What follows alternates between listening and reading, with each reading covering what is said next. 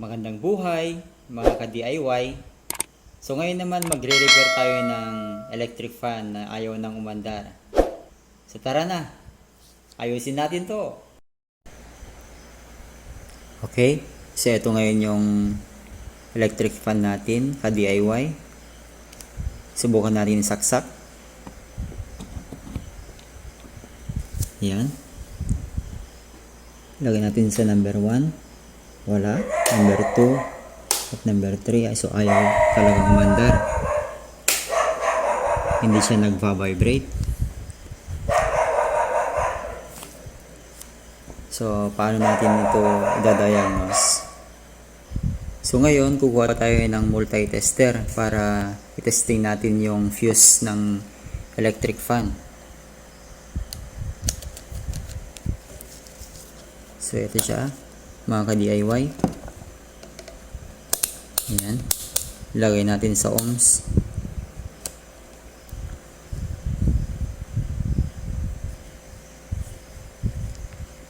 Tapos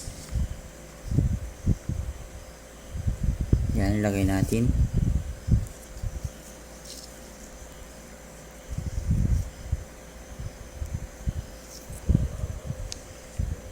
Kung meron siyang mababasa, ibig sabihin okay yung kanyang fuse, pero kapag hindi yan gumalaw, ibig sabihin sira yung fuse ng electric fan natin, mga ka-DIY. Okay, so pindutin natin yung number 1. Ayan, di siya gumalaw. Number 2 at saka number 3. Okay, hindi siya gumalaw. Ngayon susubukan naman natin yung yung electric fan na gumagana. Yung ginagamit namin na electric fan ngayon. So ito ngayon yung electric fan na gumagana, mga ka-DIY. Saksak natin para malaman natin kung okay siya. Ayan. So umiikot siya, number 2, number 3. Tingnan natin kung gagalaw yung multi-tester.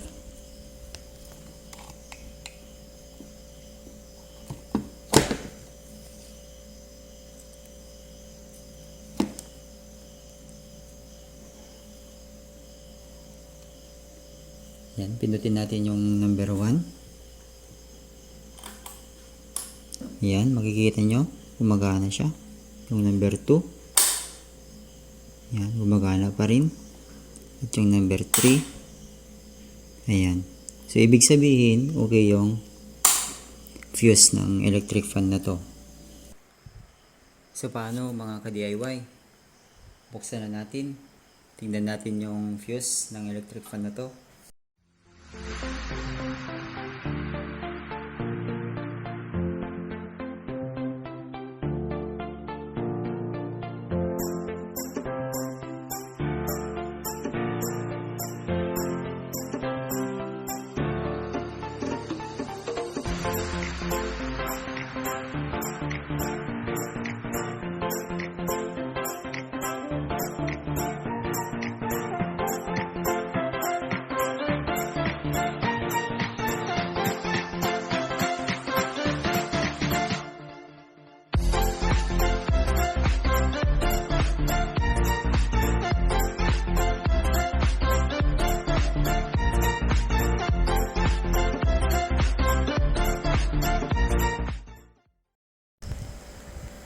Alright, so nabuksan na natin, mga ka-DIY, yung electric fan natin. So bago nyo pala buksan ito, siguraduhin na nakaalis pala yung yung saksakan, yung plug niya, para hindi tayo makuryente. So ang gagawin natin ngayon, papalitan natin yung fuse nito na nasa loob na electric fan. Dito siya sa loob nito, pero hindi na natin kailangan buksan ito ang gagawin na lang natin ngayon ay magre-recta na lang tayo. So hahanapin natin ngayon yung common wire. Tara na, hanapin muna natin yung common wire. So kailangan nating alisin yung mga tornilyong dito.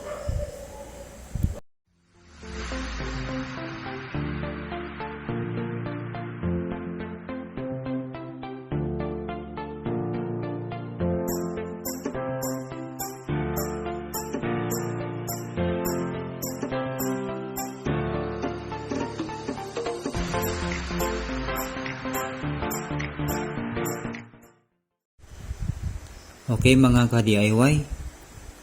So yung common wire, hindi siya kasali sa air volume. Kung nakikita nyo itong yellow, pink, gray at saka yung ito, blue.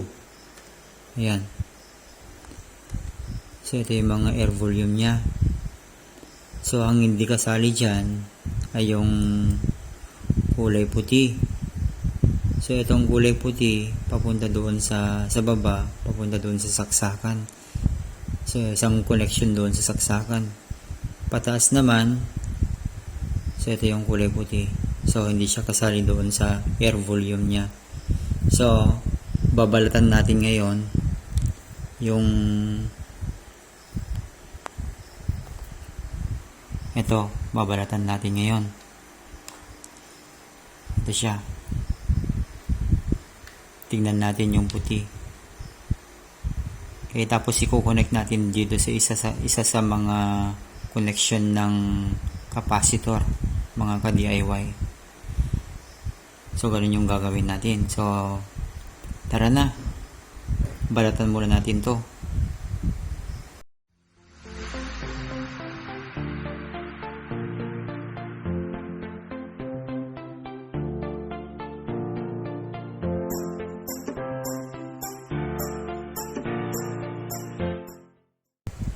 Ito na yung puti, mga ka-DIY.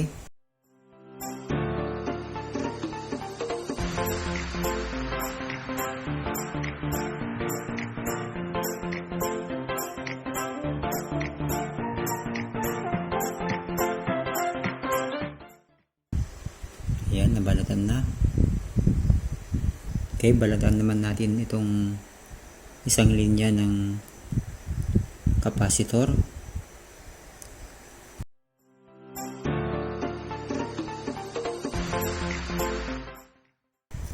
Okay, subukan muna nating i-recta mga ka-DIY.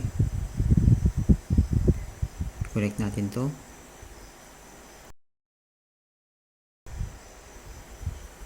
Tapos dun sa white. So, ganito muna yung ginagawa ko mga ka-DIY kapag tinetesting ko bago ko ilagay yung may thermal fuse.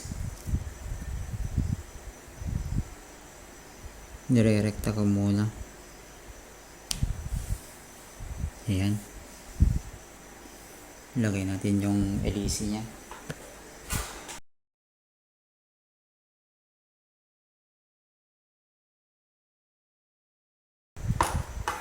Ayan. Testingin natin. Isaksak ko na.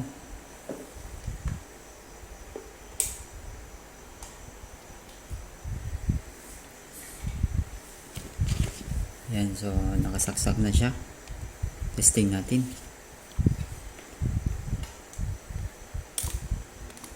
Ayun, umigot na siya. Ayan. So okay yung niya, pagkaka-connect. Pero halimbawa lang, kapag baliktad yung ikot niya mga ka-DIY, ang babalatan nyo doon sa linya ng capacitor ay yung isa, kung baliktad yung ikot niya, kung paganon siya, kung paganon yung ikot niya. Pero kapag okay naman yung ikot niya, paganon, So okay na yung yung nabalatan natin. So ang problema talaga dyan ay yung thermal fuse. So ito yung thermal fuse nya. So meron na akong naihanda mga ka-DIY. Ito, nilagyan ko na ng wire para sa ganon may protection yung itong wire dito. Nilagyan ko ng protection. So tatanggalin na natin yung nirekta natin. Pero tanggalin muna natin itong LEC.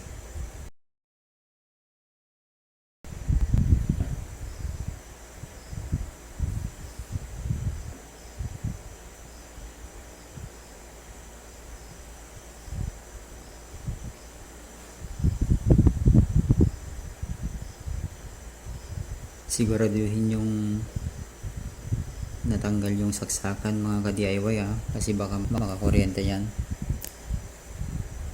So ito na siya. Yan.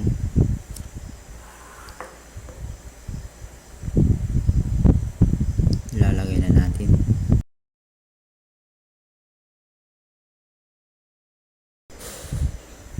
Mas mainam pala mga ka-DIY na hindi tayo magbabypass.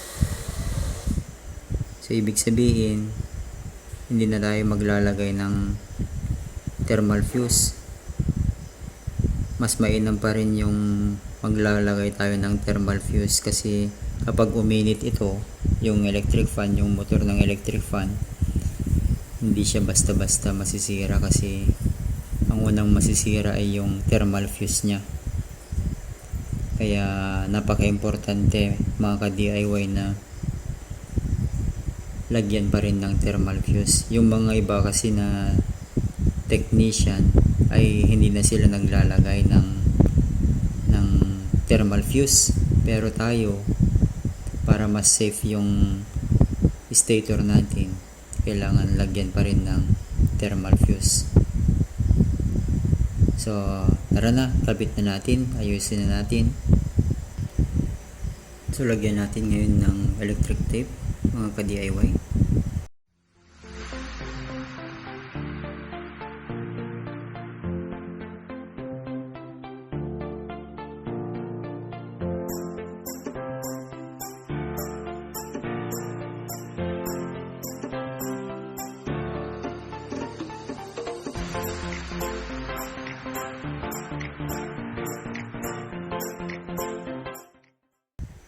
Ayan, so nakabit na natin yung thermal fuse mga ka-DIY. So kailangan na natin ibalik yung mga cover.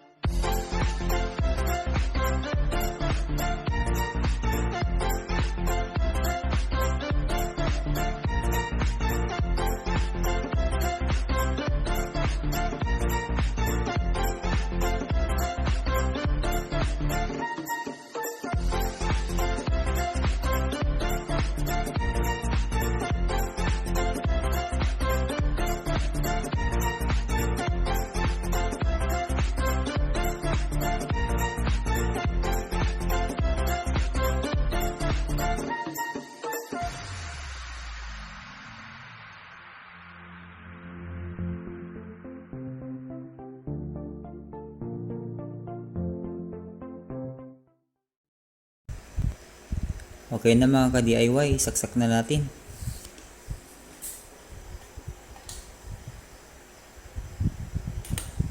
Ayan. Umikot na siya. Number 2. Tsaka number 3. Ayan. Ayos.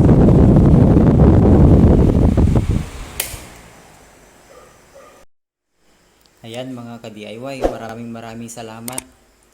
Sana'y makatulong sa inyo ito. Yung mga electric fan nyo na hindi na gumagana, baka thermal fuse na yung sira niya. So hanggang sa muli mga ka-DIY,